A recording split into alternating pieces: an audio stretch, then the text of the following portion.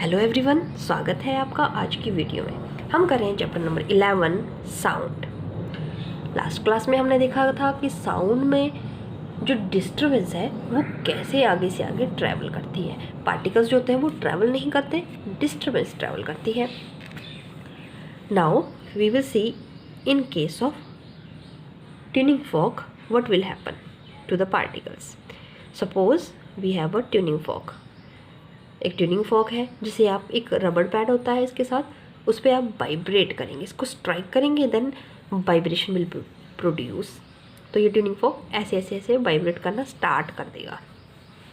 ये इसके प्रॉन्ग्स हैं, ये मोशन में आ जाएंगे, वाइब्रेशन में आ जाएंगे। तो ये बैक एंड फोर्थ कभी आगे कभी पीछे मूव करना स्टार्ट कर देंगे। अब इसका ये वाले प्रॉन्ग्स जो हैं जब ये आगे की तरफ मूव करेंगे, when they will move forward, so the particles of air जो इसके जस्ट पास में होंगे ये क्या करेगा, उनको पुश करेगा।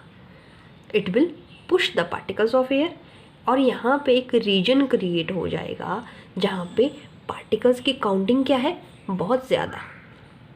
ठीक है, देखिए यहाँ पे पार्टिकल्स की number of the particles are मोर।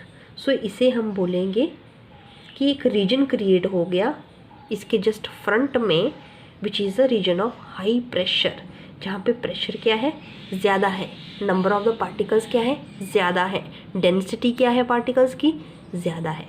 उसे हम बोलेंगे कंप्रेशन क्रिएट हो गया।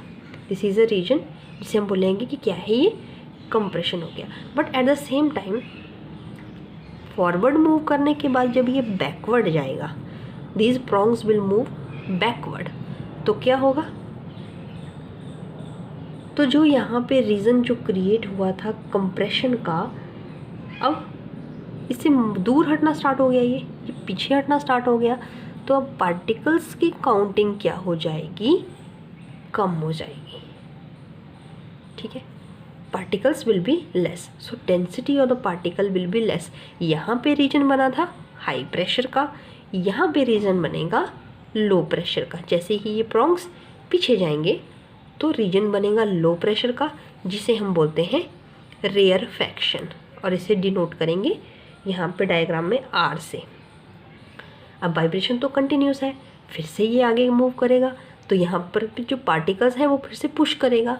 तो वो डिस्टर्बेंस जो होगी वो ट्रैवल होती जाएगी और एक सीरीज से बन जाएगी जहाँ पे पार्टिकल्स की काउंटिंग कभी ज़्यादा है, कभी कम, कभी ज़्यादा, कभी कम, फिर से ज़्यादा।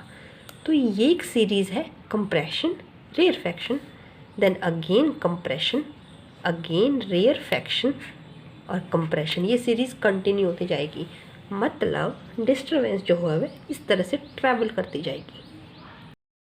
सो tuning fork back and forth move करेगा और एक सीरीज़ ऑफ कंप्रेशन और रेयरफैक्शन क्रिएट होगी। सो साउंड को हम ऐसे विजुलाइज कर सकते हैं कि प्रेशर की वेरिएशन हो रही है या फिर डेंसिटी की वेरिएशन हो रही है। So this is how sound propagate. Now we will take some questions. First question तो हमने लास्ट सेक्शन में देख लिया था। Second question, explain how sound is produced in your school bell. जो स्कूल बेल है उसमें साउंड कैसे प्रोड्यूस होती है। स्कूल बेल राउंड, उसको हैमर से स्ट्राइक करेंगे तो ऑब्जेक्ट जो है वो वाइब्रेट करेगी आगे पीछे आगे पीछे।